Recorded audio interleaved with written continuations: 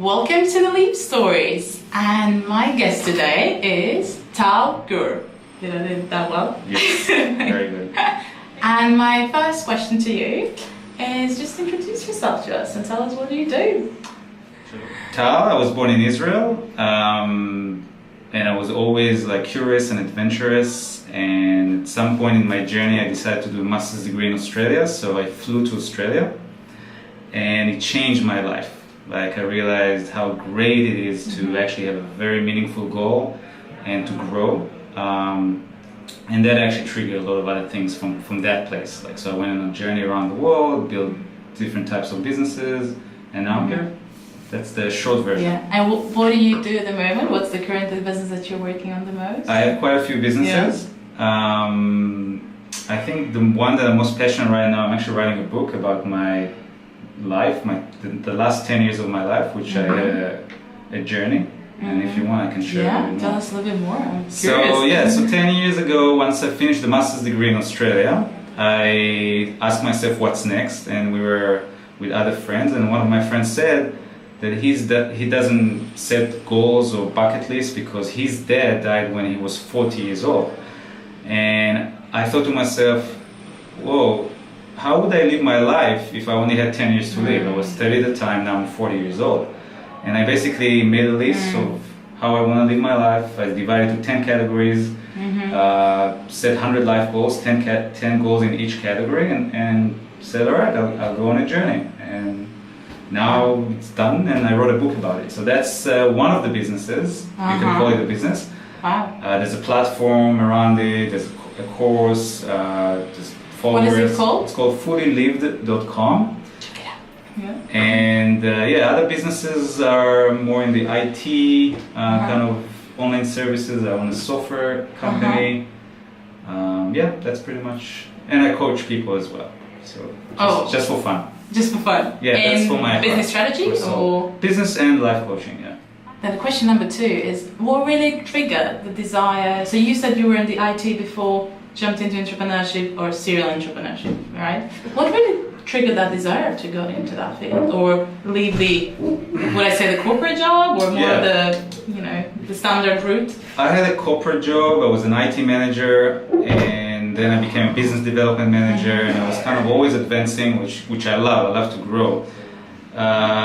But around 10 years ago, my parents had a car accident. They live in Israel, and I remember needing to ask my boss for permission to fly to Israel. Obviously, he said yes, but just the pain of needing to ask permission. And also back then, I was in debt, student debt, whatever, and I said, all right, I need to change that. That is not right. Yeah. And so I got into a journey of entrepreneurship. And never looked back? Never looked back, actually. Sometimes I'm thinking, it's an easy life to maybe just get a job and just, not having so much responsibility. But in my nature, I think I'm a leader, and entrepreneurship is really fits the essence of who I am. In your DNA, huh? It's definitely in my DNA. Actually, I did Myers-Briggs. 16personalities.com is a good site to do Myers-Briggs test, and it just says that entrepreneurship. What's leap for you? The concept. How would you define it? For me, a leap is a jump. So there's you here, you want to go there, and you can go straight line, or you can just jump. You can go step by step, or you can already be there. And so for me, a leap is jumping despite the big fear that I think we all have. I've done a lot of crazy things in my life, but there's still. Every time I grow, there's another thing that I may have big fear, and so a leap would be to jump.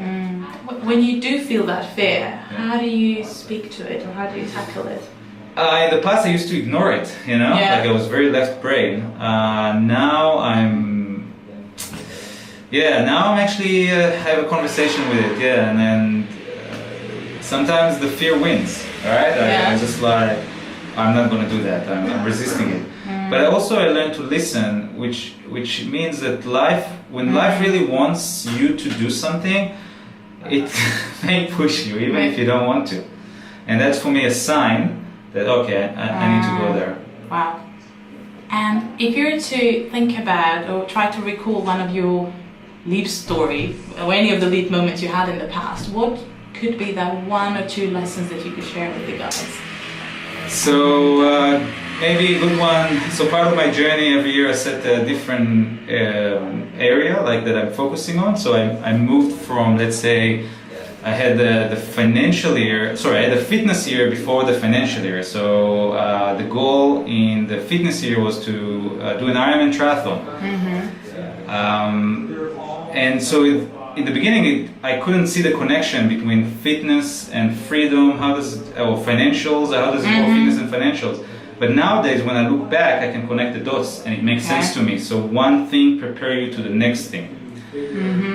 So for example, like doing an Ironman triathlon, you have to be very good with habits. You wake up very early, you sleep well, you track everything. And actually when you think about it, you can translate it to a financial year. Like if you wake up early, build your business like, you know, with good habits and actually track everything, you probably do better. And also I can give an example. When I jumped from spirituality year to creativity year, what's the connection between the two? But I can see very strong connection now because you kind of jump from like to be creative.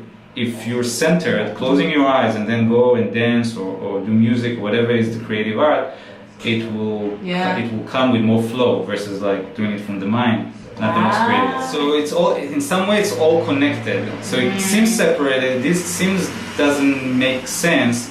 And so I think that when I look back in my life, I really can connect the dots.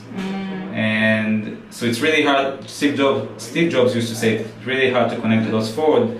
You can do it backward, and so you have to believe in something, call it intuition, karma, whatever. I choose intuition, and so sometimes I jump because my intuition tells me, go there. It seems completely unrelated to your life, but just go. What's your next big leap? Or the next big thing that you're working on? Well, so I've done a lot of things in my life. My big next project would be to build one big brand where I invest most of my energy in it, versus like doing like a lot of cool stuff in different areas. And you can look at it also. I've traveled all around the world for 10 years, and so it'd be good to actually choose like one country and focus on it, or maybe two countries. I still like, you know.